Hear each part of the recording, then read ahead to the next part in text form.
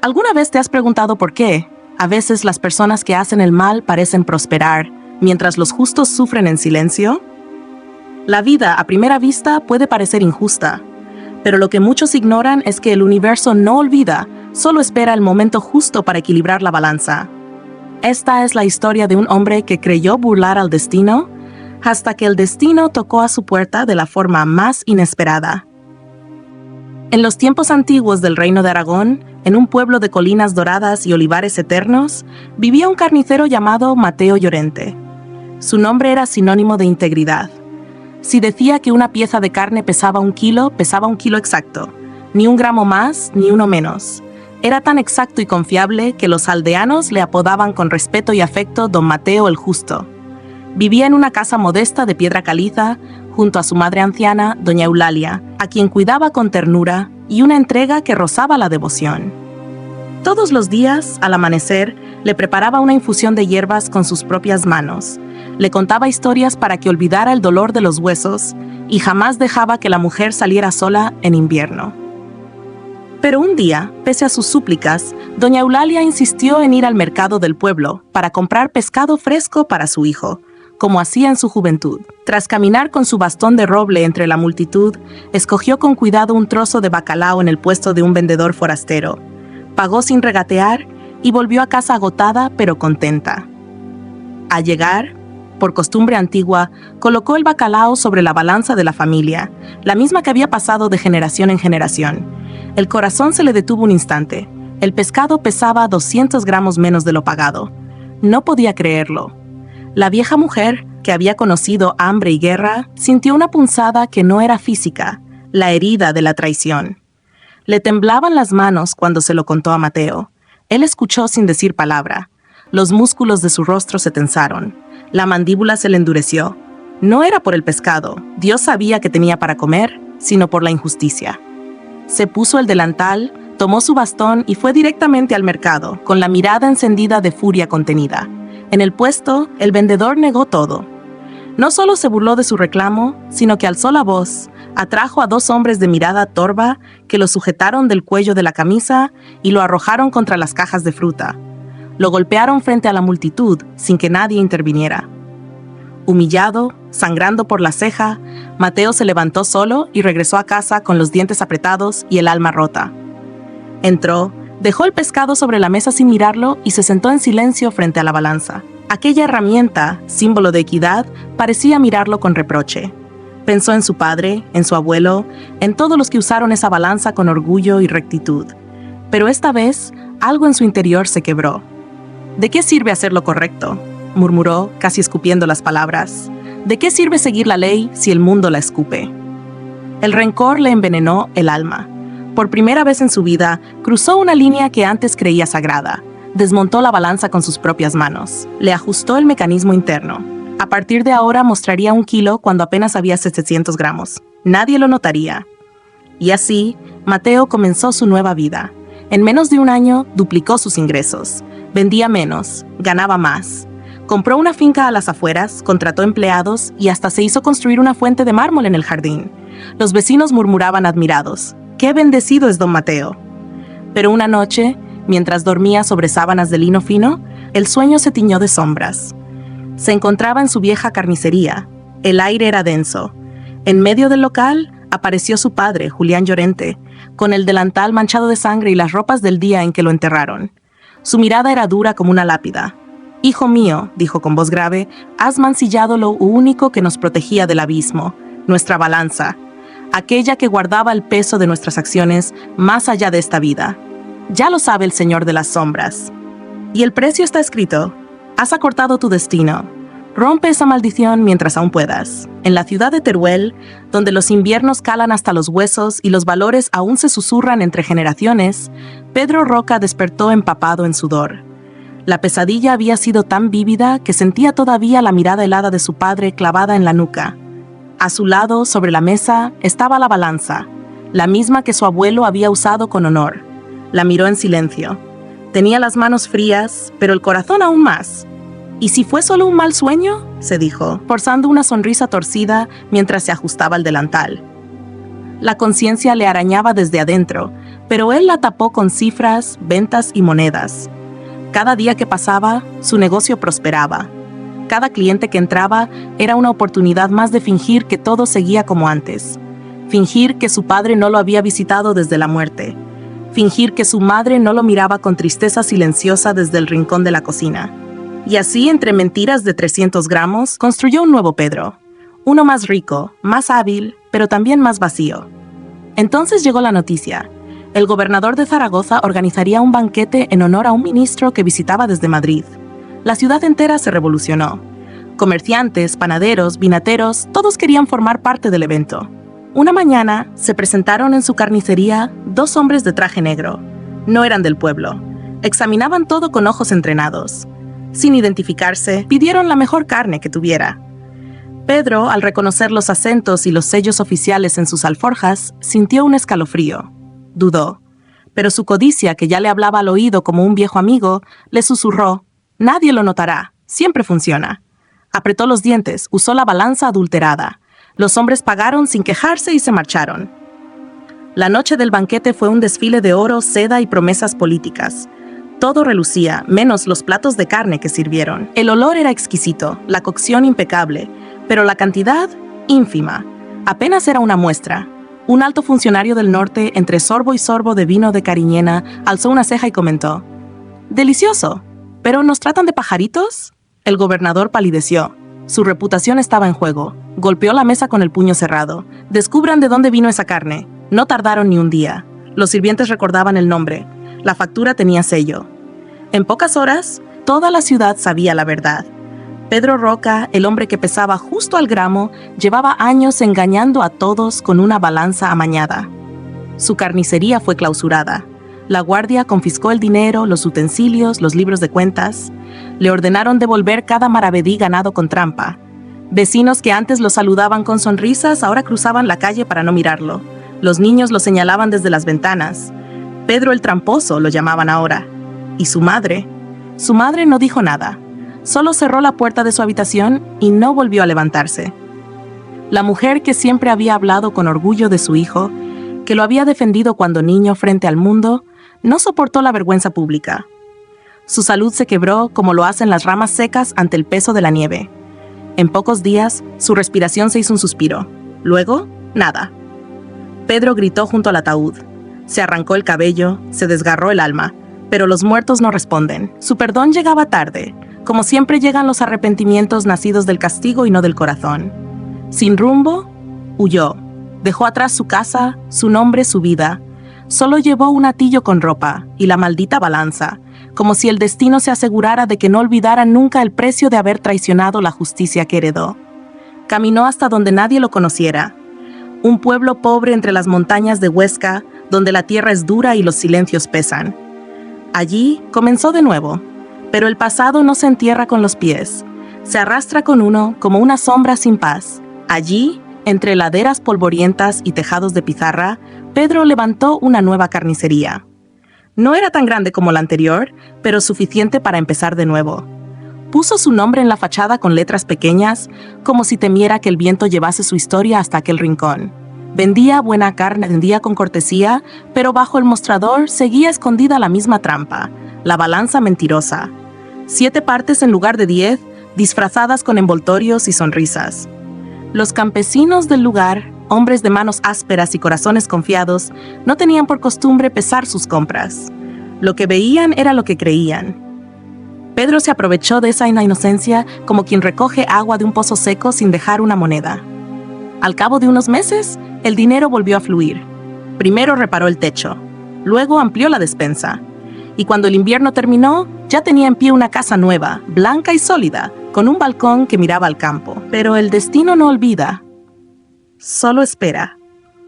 El azar, o la ley de retorno, quiso que Pedro conociera a Clara Martín, hija de un hornero, criada en la sobriedad de los que agradecen cada miga. Clara tenía una risa limpia y una fe ciega en las personas. Lo miraba como si él fuera el hombre más bueno del valle. Se casaron con flores silvestres y cantos de guitarra, y poco después nació su hijo, un niño de mejillas redondas, tan fuerte que el médico del pueblo lo llamó un toro con piel de seda. Pedro, que durante años solo había sentido orgullo por su astucia, empezó a conocer un sentimiento nuevo, el temor de no merecer. Por las noches, cuando la casa se sumía en el silencio, se quedaba de pie frente a la cuna. Miraba a Clara dormida, abrazando al pequeño, y algo dentro de él se removía. Una voz que ya no era la de su padre, sino la suya propia, le preguntaba qué pasaría si un día su hijo supiera la verdad. Y entonces llegó aquel día. Una anciana entró a la tienda. Llevaba un pañuelo raído cubriéndole el cabello blanco y los pies casi descalzos. En una mano, 3 monedas envueltas en un pañuelo. En la otra, una bolsa vacía. Su voz era temblorosa pero firme. «Solo necesito un poco de carne para mis nietos». Pedro la observó en silencio. Durante un segundo pensó en tomar la balanza falsa como siempre. Pero algo que no era cálculo ni temor, se impuso. Sin decir palabra, tomó el cuchillo más afilado, cortó un buen pedazo de carne fresca, lo colocó sobre papel limpio y además añadió unas tiras de piel y hueso para caldo. «Gracias, hijo, gracias», susurró la mujer, recogiendo el paquete con manos temblorosas. La vio alejarse por la ventana, despacio, como si cargara no carne, sino dignidad. Pedro apoyó las manos sobre el mostrador y cerró los ojos. «Por una vez», murmuró. «No está mal hacer lo justo». Otra vez, la campanilla de la puerta sonó con timidez. Una viuda de rostro pálido entró al local, con una niña descalza y delgada que le sostenía la mano con dedos huesudos. La pequeña no decía palabra, pero sus ojos, enormes y oscuros, se clavaban en los trozos de carne como si cada uno fuera un sueño imposible. Pedro los observó. Se quedó quieto por un segundo. Algo en esa mirada le recordó el hambre de su propia infancia. Sin pensarlo demasiado, rompió el patrón, pesó la carne con justicia y, como si lo hiciera en secreto consigo mismo, cortó un trozo más pequeño y lo puso en el paquete de la niña. La mujer se estremeció. La voz se le quebró al darle las gracias. Pedro asintió sin decir nada. Pero en cuanto salieron por la puerta, la sombra de su rencor volvió a apoderarse de él como un perro que nunca lo soltaba. «¿Y qué?», murmuró entre dientes, escupiendo al suelo. «¿Acaso alguien lloró por mi madre cuando volvió con menos pescado del que pagó? ¿Alguien me tendió una mano cuando me apalearon como a un perro en plena plaza?» El resentimiento era su lógica. La herida se le había gangrenado tanto que la usaba como brújula. «Aquí no se trata de justicia», se decía. «Se trata de sobrevivir, de asegurarle algo mejor a mi hijo y a Clara. Y para eso tengo esto, la balanza». Y con el siguiente cliente volvía a sus hábitos. El corte maquillado, el peso incompleto, el gesto amable cubriendo la trampa. Pasaron más de 2 años. Pedro se mantenía firme en su rutina. Abría el local antes del canto del gallo, trabajaba hasta que el sol desaparecía tras los olivos, barría él mismo la tienda, hacía cuentas de noche. Un hombre ejemplar a ojos del pueblo. Pero por dentro algo se estaba apagando. El cansancio se volvió compañero constante. Los alimentos le sabían a ceniza. Por las noches sentía como si alguien le apretara el pecho con manos invisibles. Clara, inquieta, lo llevó a Zaragoza a consultar con un médico de renombre. El doctor lo auscultó con expresión severa, palpó su abdomen, le midió el pulso, le hizo varias preguntas que Pedro no pudo responder. Al final, dejó escapar un suspiro y escribió una receta en un papel grueso. «Está débil, señor Roca. Muy débil.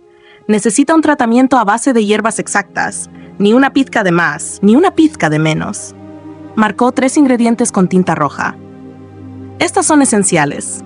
Si falta aunque sea medio gramo, el remedio no surtirá efecto». Clara tomó el papel con manos tensas. Corrió a la botica del centro. El dependiente, joven y con ojos astutos, vio en ella a una campesina ingenua. Sonrió sin ternura, tomó el frasco más barato que se parecía al original, cambió otra hierba por una de menor precio y al pesar los ingredientes, se detuvo en 2,5 gramos donde el papel exigía 3. «Bah, suficiente para esa mujer del campo. Ni se enterará», pensó, sin saber que acababa de escribir una línea más en la historia del destino. Clara volvió al pueblo con el paquete envuelto en papel marrón. No lograba sacarse de la cabeza las palabras del médico. Ni un gramo menos. La inquietud la empujó a buscar la vieja balanza de Pedro, esa que él guardaba como un tesoro familiar y que siempre defendía como precisa. La colocó sobre la mesa, puso el pequeño envoltorio de hierbas y esperó que el peso la calmara. La aguja marcó 2,9 gramos. «Solo una décima parte», se dijo. «¿Será tan grave?». Cerró los ojos, pero el rostro de Pedro pálido en la camilla del consultorio volvió a aparecer como una bofetada. Fue a la cocina. Rebuscó entre los estantes y encontró unas cáscaras secas de naranja amarga, una planta que la abuela usaba para el estómago. «Un poco de esto equilibrará», susurró. «No puede hacer daño. Solo es una cáscara». La cuchara temblaba en las manos de Clara mientras vertía el polvo en el cuenco. Había añadido apenas una pizca de cáscara de naranja amarga, pensando que no haría daño. Lo mezcló todo con esmero, rezando en silencio. Preparó el brebaje como quien intenta equilibrar el mundo con los hilos invisibles del azar y el miedo. Pedro tragó la medicina sin protestar. Por un instante pareció que nada pasaba. Luego un quejido áspero brotó de su garganta. Su rostro se contrajo, los músculos de su cuello se tensaron como cuerdas a punto de romperse. Se llevó las manos al abdomen, arqueó la espalda con un grito que desgarró el aire. Sus ojos rodaban en blanco. El sudor le cubría el rostro como si estuviera ardiendo por dentro. Cada segundo era una eternidad. El cuerpo se sacudió una vez más y después quedó inmóvil. Clara no supo si el silencio que siguió fue real o solo el zumbido del pánico en su cabeza. Se abalanzó sobre él, gritándole su nombre, pero Pedro ya no respondía. Su piel comenzaba a enfriarse. La desesperación le dio alas. Salió corriendo bajo la lluvia, descalza, con el delantal manchado, hasta el juzgado del condado. Tartamudeó lo que había pasado. Una muerte repentina, una medicina maldita. El juez, con el ceño fruncido, ordenó una investigación inmediata. El médico fue citado. Juró frente al juez que la receta era correcta, que había advertido con toda claridad la importancia de la dosis precisa. «Una décima parte puede ser la diferencia entre la vida y la muerte», dijo. Lo repetí varias veces. El joven boticario, al oír la palabra muerto, palideció como si la sangre lo hubiera abandonado. Al principio negó con torpeza, pero al enfrentarse a las preguntas del juez, se derrumbó. «Fue mi culpa», gritó de rodillas. «Yo le di menos cantidad. Cambié las hierbas por otras más baratas. Creí que no pasaría nada. Solo era una mujer de campo. No hubo indulgencia. Fue condenado a 80 azotes y destinado al norte, a servir como soldado raso en la frontera más helada de Navarra, allí donde los olvidados expían culpas entre nieves y silencio». Clara, al escuchar la confesión, sintió como el mundo se deshacía bajo sus pies. Pero aún no lo sabía todo. Uno de los ancianos del pueblo, conocedor de remedios y plantas, oyó hablar del caso. Se acercó a ella y le preguntó si había hecho algo distinto al preparar el remedio. Con los ojos perdidos, Clara confesó lo de la cáscara de naranja amarga. El viejo dio un golpe seco en la mesa. «Por todos los santos, esa hierba reacciona con uno de los ingredientes activos. Lo convierte en veneno puro. Ahí está la causa». El corazón de Clara se rompió en ese momento. La culpa cayó sobre ella con el peso de 1000 piedras. La imagen le vino como una maldición revelada. La vieja balanza de Pedro. Esa que él decía que venía de su abuelo, exacta como el destino. Pero no era exacta, nunca lo había sido. Marcaba más de lo real. Por esa mentira que dormía en su cocina, creyó que la dosis estaba casi completa. Y por querer ajustar lo que no comprendía, añadió la gota final del veneno. La trampa se había cerrado.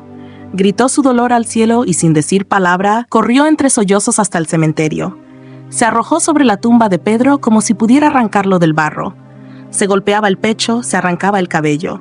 «Fui yo te maté sin saberlo. Perdóname». La casa quedó sola. Días después, Clara tomó a su hijo en brazos, recogió unas pocas pertenencias y se marchó del pueblo. Nadie supo a dónde. La tumba de Pedro Roca quedó olvidada en la colina. Ni flores, ni oraciones. Solo el viento, la hierba alta y las piedras mudas. Los viejos del lugar, cuando caminan con sus nietos, señalan con el bastón esa lápida agrietada. «Ahí está Pedro el carnicero», dicen. Usaba una balanza trucada. Robaba gramos como quien roba segundos al destino. Y murió por una dosis mal medida. Así paga la vida a quien la desafía con engaños. Recuérdalo, muchacho. El que vive de la trampa, muere en ella. Esta historia nos recuerda una verdad profunda. La trampa puede enriquecer por un tiempo, pero jamás construirá una vida en paz. Pedro Roca engañó a muchos con su balanza falsa. Y aunque al principio parecía que el destino lo recompensaba, cada moneda mal habida llevaba el peso del sufrimiento ajeno. Sin saberlo, estaba sembrando las semillas de su propio karma. Pero lo más importante es que el destino nunca cierra su puerta a quien decide rectificar. Cuando Pedro, movido por la compasión, comenzó a actuar con honestidad, aunque solo fuera con una abuela necesitada, Algo dentro de él empezó a cambiar. Ese pequeño acto de bondad fue como un rayo de luz atravesando la oscuridad de su conciencia. El karma no castiga ni premia, simplemente responde. Tus actos son las semillas, tu futuro es la cosecha. Haz el bien, incluso si nadie te mira, porque la vida siempre te devuelve lo que entregas con intereses.